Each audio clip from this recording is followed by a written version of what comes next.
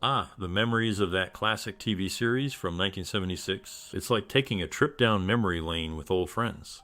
One particular actor stole the show with his charm and comedic talent, becoming a favorite among viewers. His presence on screen brought a unique flavor to the show, making it even more enjoyable.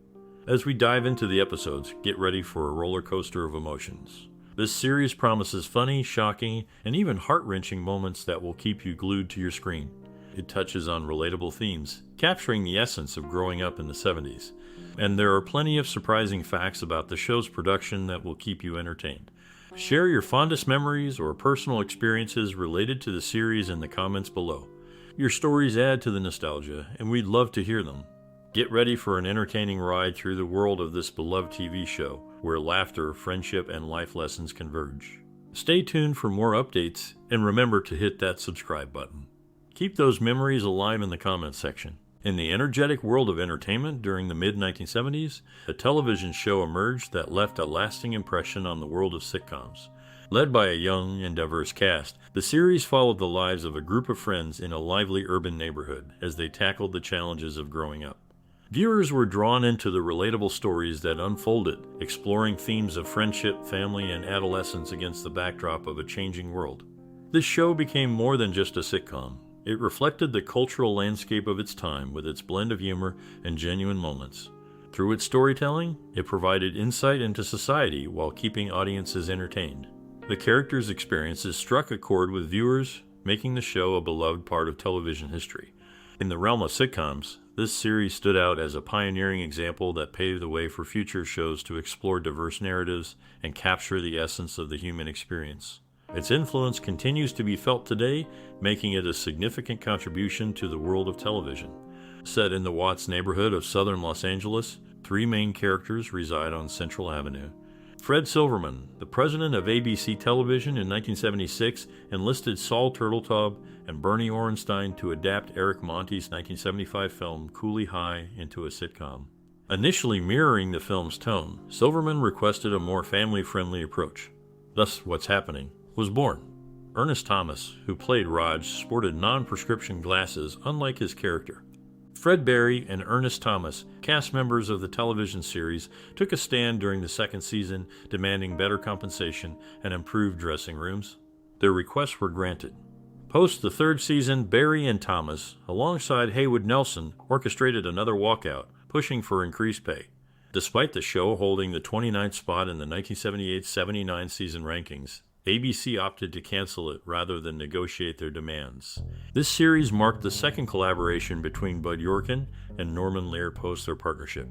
Yorkin produced the show, following the conclusion of their joint endeavors.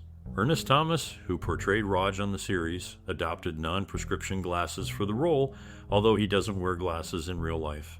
Fred Berry, known for his role in the 1976 TV series, legally changed his middle name to Rerun. Haywood Nelson, another key figure in the show, went on to co-star in two spin-offs.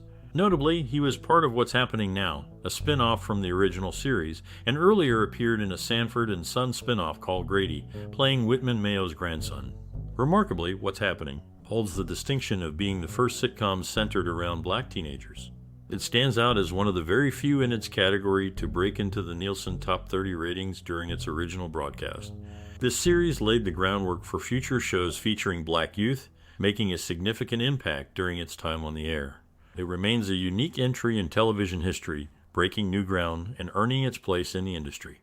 Haywood Nelson, known for his role in the 1976 TV series, was once involved with Debbi Morgan, who portrayed the recurring character Diane. Nelson later admitted that during that period, he lacked the maturity to commit to their relationship.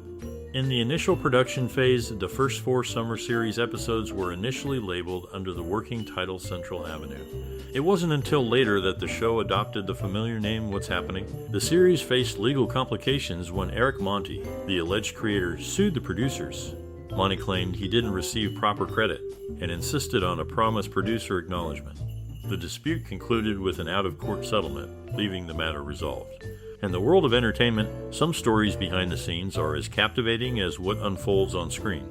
One such tale revolves around the cast of a beloved TV series. Back in the late 70s, tragedy struck when one of the actors, involved in a devastating car accident, faced life-altering injuries. This incident not only impacted the show's production, but also deeply influenced the portrayal of the character in subsequent seasons. The resilience shown by the cast member in overcoming the challenges posed by the accident is a testament to their dedication and strength. These real-life events added unexpected layers to the show's narrative, making it more than just a piece of entertainment.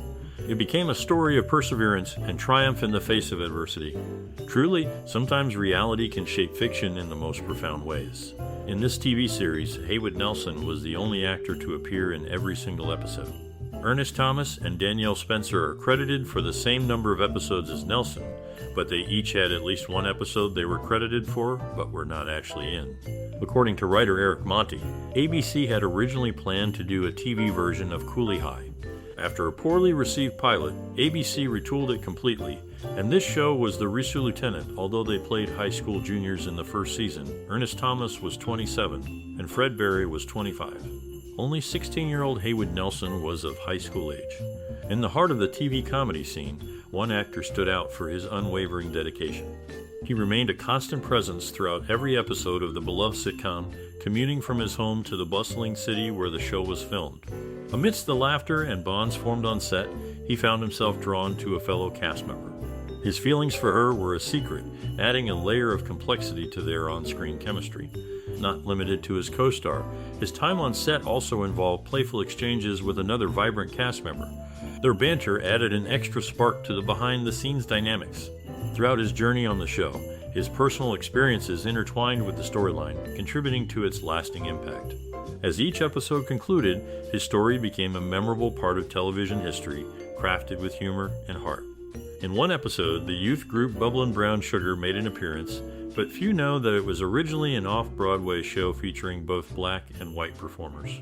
The kids from What's Happening were granted permission to form their own group based on the show, allowing them to tour and perform using its songs. During the third season, there was tension as Fred Barry threatened to strike, resulting in a standoff with the executive producers over pay raises.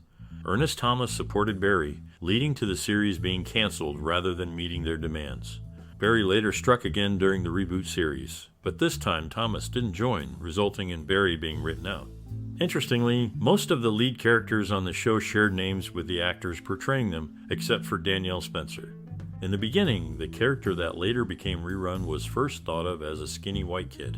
But as they worked on it, they decided to go in a different direction. They originally thought about having Mabel King play the role of Shirley, the waitress at Rob's place. But they changed their minds, and she ended up playing Mama instead. Then they brought in Shirley Hemphill to play Shirley. Here's something interesting. Thalmus Rasulala, who played the dad, was only 10 years older than Ernest Thomas, who played his son. This closeness in age added an extra layer to their on-screen relationship, making it more unique. Learning these things gives us a peek into how the show was put together and how they made decisions about who would play which characters. It helps us understand why the cast had such good chemistry on screen. Set in Watts on Central Avenue in Southern California, many initially speculated that What's Happening shared its set with Sanford and Son. However, according to Ernest Thomas, who played Raj on the show, this assumption is inaccurate. The two series did not utilize the same set. On the show, the characters Roger and Dee faced the challenges of divorced parents. However, the storyline took a turn in 1977 when their father disappeared after remarrying. Mabel King, who portrayed Roger and Dee's mother, advocated for the inclusion of both a mother and a father in the Thomas family. When the producers rejected this idea and reduced her role, King decided to leave her role in 1978. Dee Thomas, portrayed by Danielle Spencer, earned the dubious honor of being ranked 5 in TV Guide's list of TV's 10 biggest brats. These behind-the-scenes details provide a glimpse into the dynamics that shaped the series and the decisions that influenced the departure of a key cast member. In the beloved sitcom, Mabel King and Ren Wood shared the screen together. Mabel, deeply invested in the show, pushed for alterations to her character and others, but the producers remained unmoved. Feeling disheartened, she made the tough decision to depart after the second season, a choice Saul Turteltaub later lamented. While portraying Mabel Thomas, she graced the silver screen in notable 70s films like The Wiz and The Jerk. In the final episode of the show, viewers got to see Haywood Nelson playing the drums at a big neighborhood event. He was really good, and everyone loved it. One interesting thing is that Haywood is younger than some of the other actors, but that didn't stop him from being awesome on stage. It showed how well they all got along. Surprisingly, Mabel King's character never went to Rob's place on the show. People wonder why, which adds a bit of mystery to her character. As the show ended, the cast said goodbye to their characters and all the fun moments they had. Fans will always remember the laughter, friendships, and great performances. Looking back, the show was popular because the cast worked so well together and each character was different and interesting. Haywood Nelson's drumming at the end was a great way to finish the series, leaving fans feeling nostalgic and happy. And that's the story of what's happening. Mabel King and Shirley Hemphill, who were key figures in the series, passed away within a month of each other in late 1999 due to complications related to diabetes. According to Saul Turtletop, Fred Silverman introduced Gary Coleman as a potential addition to the cast, but he was turned down because Danielle Spencer was already established as the young star of the show. Silverman then brought Coleman to NBC television, where he was promptly cast in his own series, Different Strokes. Interestingly, if you consider Dee as a nickname for Danielle, every actor in the show either shared a first or last name with their character. This coincidence added a unique touch to the casting of the series. Spoofed in Mad Magazine as What Happened. Fred Berry, Haywood Nelson, and Ernest Thalmus all have birthdays in March. Thalmus was born on the 26th, Nelson on the 25th, and Berry on the 19th. The Thalmus family lived on South Central Avenue, the same street as Fred, and Lamont on Sanford and Son. It's interesting to note these connections between the actors and the settings, adding layers to the behind-the-scenes dynamics of the show.